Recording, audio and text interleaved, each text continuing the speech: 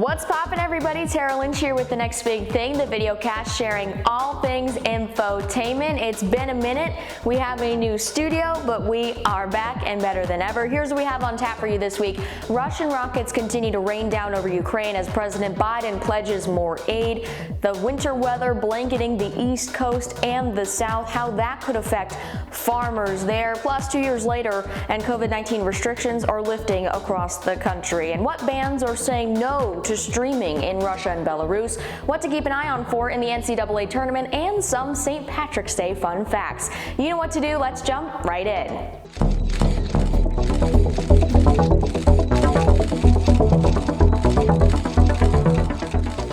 We begin in Ukraine, where air raid sirens could be heard from Kyiv to Lviv. Lviv is on the eastern portion of Ukraine near the Polish border. That's where many refugees have been fleeing to get across that border into Poland. There are more American troops stationed along that border crossing to protect the NATO ally there, just in case Russian forces go into Poland. Now, President Biden has pledged more than $200 million over the weekend in additional aid to Ukraine that comes in arms and equipment, despite Moscow warning of severe consequences. But civilian and soldiers alike in Ukraine continue to fight against Russian soldiers on the streets. In the United States, COVID-19 mandates are rolling back in several states. This comes nearly 2 years after the WHO declared the virus a pandemic. New infection rates are still high across the country, but lower than they were amid the Omicron peak. Now, some of the states with the strictest policies have rolled back their mandates. This could be a sign of a new phase in the virus. Winter weather blanketed the East Coast and the South over the weekend. Old man winter hitting us one more time with blustery conditions across those regions.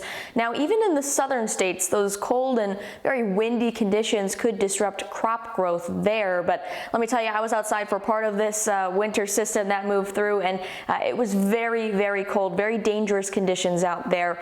But hopefully a warm up on the way with spring just days away. In music news, Floyd are removing some of their work from digital streaming platforms in Russia and Belarus. Now, this includes everything from 1987 to the present day. It does not include some of their biggest hits, including the album Dark Side of the Moon and The Wall. The group took to Twitter condemning Russia's actions and making this announcement.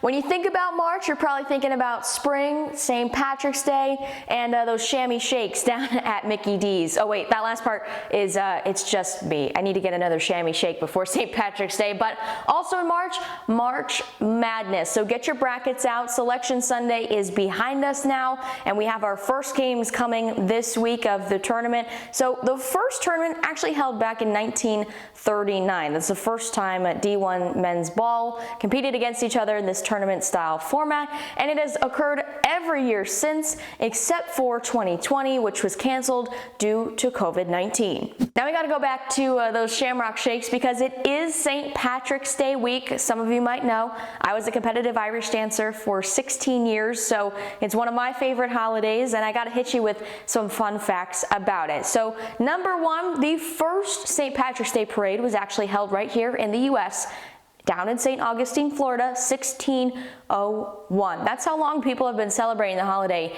here in America. Now, another fun fact, leprechauns tend to represent the Celtic belief in fairies, and these fairies and these leprechauns have the power to serve good or evil. So watch out, they can be a bit mischievous. The shamrock was considered a sacred plant because it symbolized the Holy Trinity.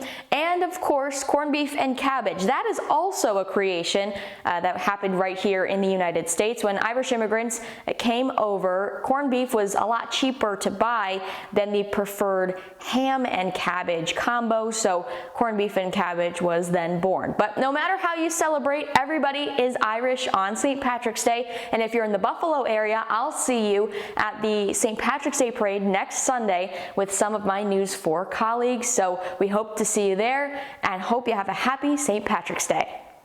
All right, let's make it a Bones Day today. Heck, let's make it a Bones Week. That's all the time we have on The Next Big Thing. Come back next week for more. And remember, when you need the news that pops, I'll be here with The Next Big Thing.